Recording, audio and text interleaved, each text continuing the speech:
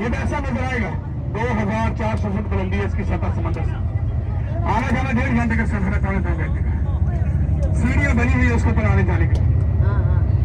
اللہ کے نبی صلی اللہ علیہ وسلم یہاں پر عبادت کی گھر سے آیا کرتے تھے. مکہ کی سب سے امیر خاتون ہماری ماں اما خدیجہ کبریٰ رضی اللہ تعالیٰ عنہا اللہ کے نبی کے لیے ایک وقت کا کھانا یا دودھ لے کر آتی تھی. یہ عام پہاڑ نہیں ہے, ایسے ہی عام پہاڑ نہیں ہے. اللہ کے نبی ہر روز آیا کرتے تھے. جبل سور پر اللہ کے نبی زندگی میں ایک دفعہ گئے. سفر ہجرت کے وقت اللہ کے نبی زندگی میں ایک دفعہ گئے. جبل رحمت اللہ کے نبی اس پہاڑ کے اوپر ہر روز آیا کرتے تھے. عبادت کی گھر سے آیا کرتے تھے. اسے جبل نور کہتے ہیں, غار حرا کہتے ہیں. عام پہاڑ نہیں ہے. مکہ کی سب سے امیر خاتون ہماری ماں اما خدیجہ کبریٰ رضی اللہ تعالی عنہا یہاں پر اللہ کے نبی کے لیے کھانا یا دودھ لے کر خود آتی تھی. کتنی امیر تھی آپ اصل کے حوالے ہو جائیں. مکہ کی سب سے بڑی تاجر تھی. مکہ کی سب سے مالدار عورت تھی. پورا عرب ان کا مقروض تھا. اندازہ لگا لیں کتنی امیر ہوں. ہم کیا امیر ہیں, چھوٹا موٹا گھر ہوتا ہے, ایک چھوٹی موٹی گاڑی ہوتی ہے, تھوڑا سا بینک بیلنس ہوتا ہے, چھوٹا موٹا بزنس ہوتا ہے. غریب بہن بھائی کو بھائی نہیں سمجھتے, بہن کو بہن نہیں سمجھتے, بہن کا حصہ کھاتے ہیں, جائیداد کا حق کھاتے ہیں, بہن کمزور سے رشتہ داری نہیں کرتے. ہمارا اسٹیٹس نہیں ہے.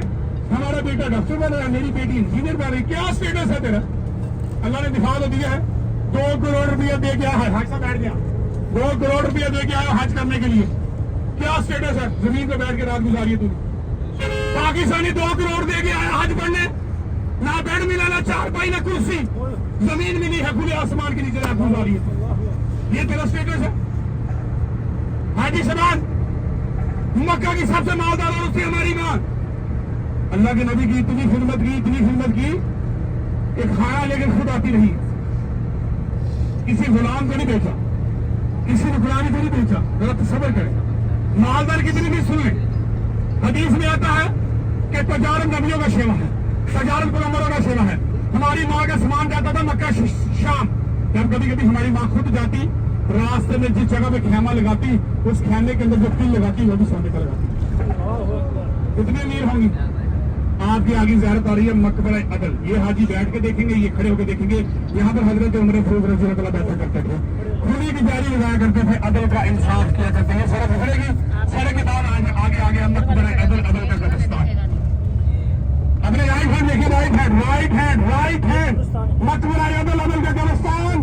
جلیل القدر صحابی حضرت عمر فاروق رضی اللہ تعالیٰ یہاں پر بیٹھا کرتے تھے, کھلی کی جاری لگاتے تھے, عدل کا انصاف کرتے تھے. عدل کا انصاف جلیل القدر صحابی تھے.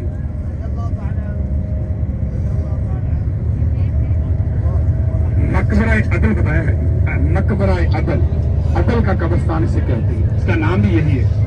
تو یہاں انصاف ہوتا تھا. عدل اس لیے کہتے ہیں, عدل انصاف. مقبرہ قبرستان کو کہتے ہیں عربی میں. مقبرہ عدل کا قبرستان اسے کہتے ہیں. عدل اس لیے ہے یہاں انصاف کرتے تھے جلیل القدر صحابی, اور مقبرہ عربی میں کہتے ہیں قبرستان. بھائی سبان ہماری گاڑی آپ کو لے کے جا رہی ہے جنت المالا. وہ عصر کی نماز کے بعد کھلتی ہے جنت المالا. مکہ کی سرزمین پر ہے جنت المالا. یہاں مکہ کی سب سے امیر خاتون ہماری ماں اما خدیجہ کبریٰ رضی اللہ تعالیٰ عنہ آرام فرما رہی ہیں. صحابہ صحابیات اہل بیت اللہ کے نبی کے شہزادے بیٹے بھی وہاں پر آرام کر رہے ہیں. ذرا تصور کریں کتنی مالدار عورت تھی. اپنے خیمے کے اندر کیل سونے کا لگاتی تھی. آخر کیا ہوا؟ کل نفس ذائقۃ الموت. آخر اینڈ بندے کا یہی ہے. یقین کریں اتنی مالدار عورت تھی کہ جب اللہ کے نبی کے ساتھ نکاح ہوا, جب نکاح ہوا تو ساری دولت لا کر نبی کے قدموں میں رکھ لی, اور اللہ کے نبی کے پاس کھڑی ہو کر مکہ کے چوک میں اعلان کر دیا, اے مکہ والا سن لو, جو محمد رسول اللہ صلی اللہ علیہ وآلہ وسلم کا کلمہ پڑھتا جائے گا میں اس کا قرضہ معاف کرتی جاؤں. سبحان اللہ کی آواز نہیں. جب آپ ایسی بات سنتے ہیں, یہ گاڑی پھٹ جائے اس سے باہر آواز چاہیے آپ کو, پھر مزہ ہے مجھے. میرے کھڑے ہونے کا مجھے سینہ میں دھونا, کیسے کھڑا ہو, کبھی ادھر گرتا ہوں کبھی ادھر گرتا.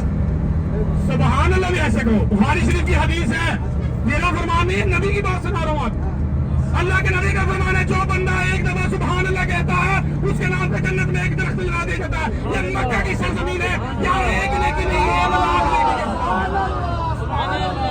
خدا کی قسم یہاں ایک درخت نہیں لگنا, 1 لاکھ درخت لگنا.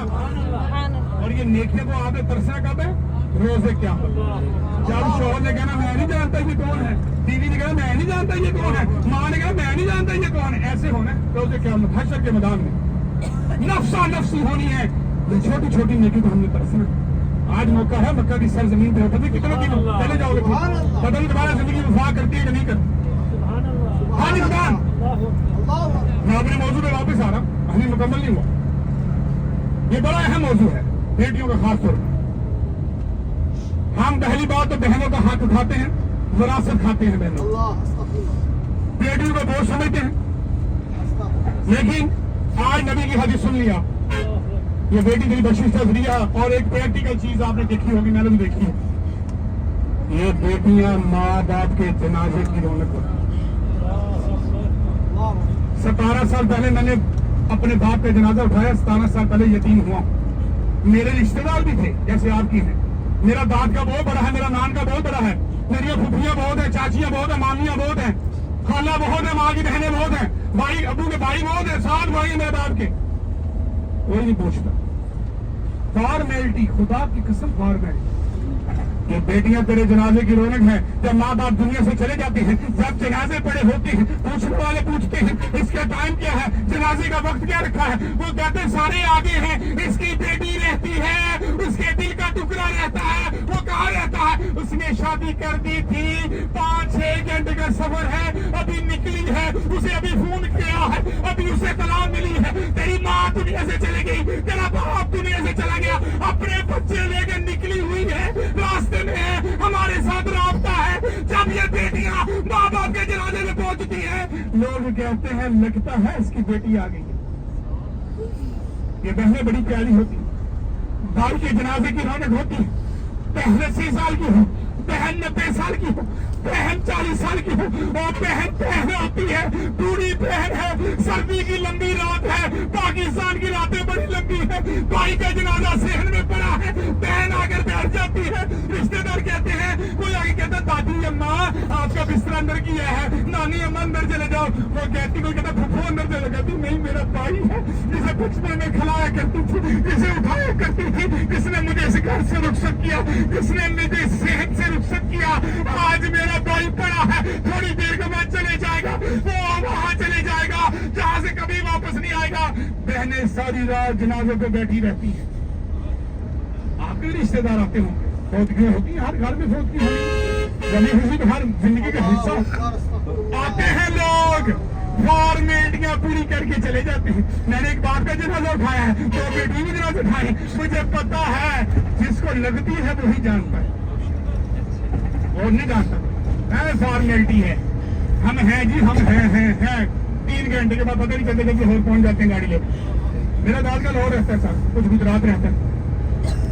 ہاں جی سبحان, ان بیٹیوں سے محبت کرو, ان بہنوں سے محبت کرو. اللہ کے نبی نے کیا کہا, اللہ کے نبی نے کہا, میں نے نہیں کہہ رہا, اللہ کے نبی نے کہا, اے میری پیاری بیٹی فاطمہ, تو میرے دل کا ٹکڑا ہے. اس نے میری بیٹی فاطمہ کو تکلیف دی, اس نے مجھ محمد کو تکلیف دی. اندازہ لگا لیں, آپ کے دائیں ہاتھ دیکھے, دائیں ہاتھ جنت المالا آ گیا.